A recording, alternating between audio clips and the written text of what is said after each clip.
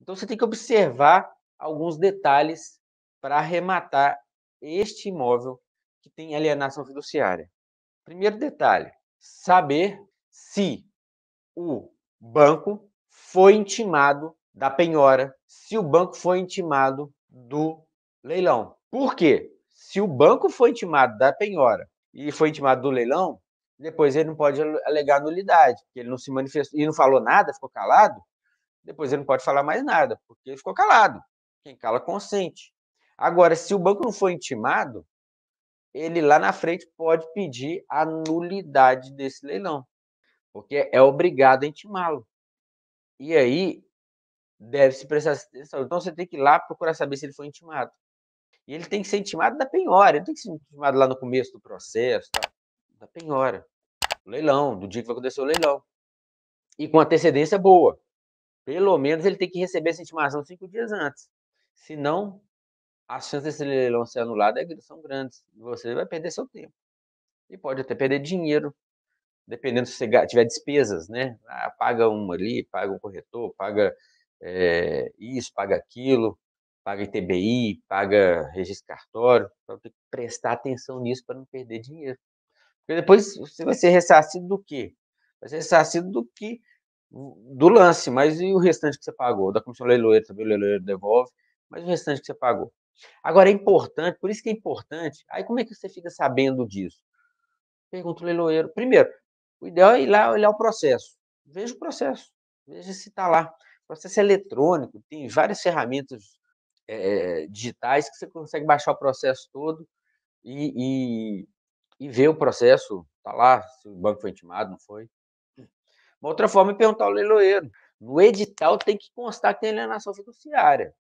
E normalmente consta, porque o leiloeiro, ele coloca ali no edital o que está na escritura do imóvel, o que está no auto de penhora. O auto de penhora reproduz a escritura que reproduz ali o edital e fica tudo ali. Então vai constar a alienação fiduciária. Aí vamos supor que você já arrematou esse imóvel, não observou isso, o que resta de fazer? Tem dois caminhos. O primeiro caminho é desistir dessa arrematação e seguir e pedir o dinheiro de volta. O segundo caminho é prosseguir na arrematação e se defender, dizendo o seguinte: ó, beleza, não foi, mas já teve o leilão, fato consumado. Agora o que resta ao credor é tomar esses seguintes caminhos. Primeiro, receber o dinheiro do lance que eu dei. Se for suficiente para pagar, para quitar o imóvel, beleza, está quitado.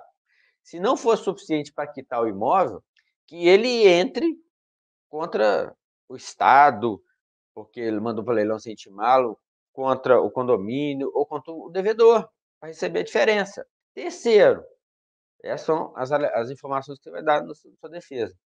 Terceiro, de qualquer jeito o banco responderia pelo condomínio. Ele é responsável pelo condomínio porque ele é proprietário do imóvel. Ele teria que pagar essas despesas em algum momento lá na frente, porque é dívida própria do imóvel, o imóvel estava perecendo. E a comunidade, os condôminos daquele prédio também precisam ter o dinheiro para, por exemplo, no caso de condomínio, ou no caso de PTU também a mesma coisa, os munícipes da cidade e tal, precisam do dinheiro para o bem comum ali do prédio, ou bem comum da cidade, se for o caso de PTU.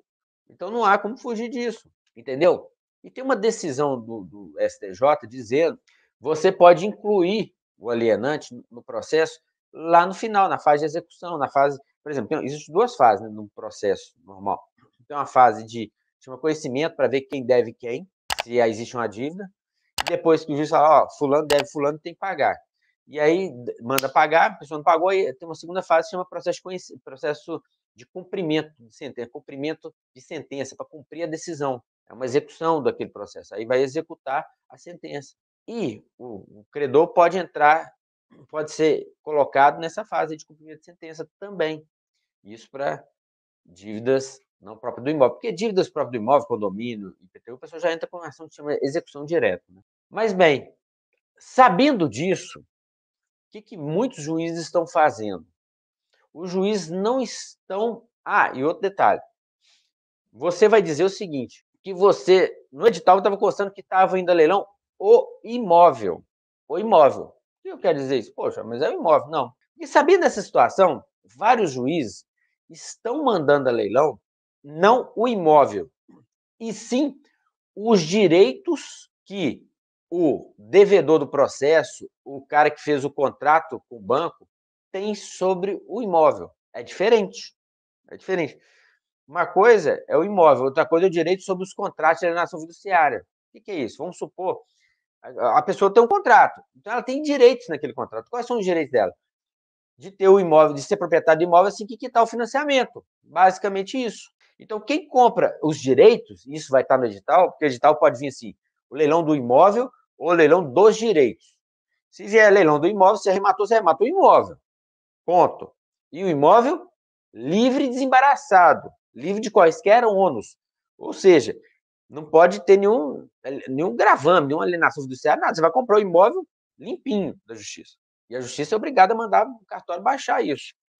Agora, se a justiça coloca os direitos do alienante, do fiduciário, do credor fiduciário, do devedor fiduciário, os direitos daquele devedor lá, o que você está comprando? Os direitos dele sobre o contrato, não sobre o imóvel.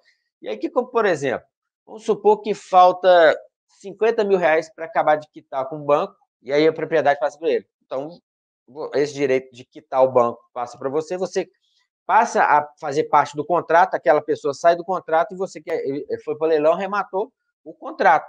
Você arrematou a dívida daquele contrato. Se o imóvel que vale 1 milhão e está devendo 50, 100 mil, tudo bem, você vai lá e paga, ainda vai ganhar dinheiro. Agora, se o imóvel vale lá 400, 500 mil e o cara está devendo 400, 500 mil e você ainda pagou o lance, juntou com isso, você vai perder dinheiro. Então, aí você perde dinheiro. E aí não tem como você fugir disso, porque você está comprando dívida, está falando, está bem claro no edital, direitos sobre o imóvel, direitos do devedor sobre o contrato de alienação fiduciária. Então, você está comprando direitos, você está comprando imóvel, não. Direitos possessórios, pode estar vindo nesses termos.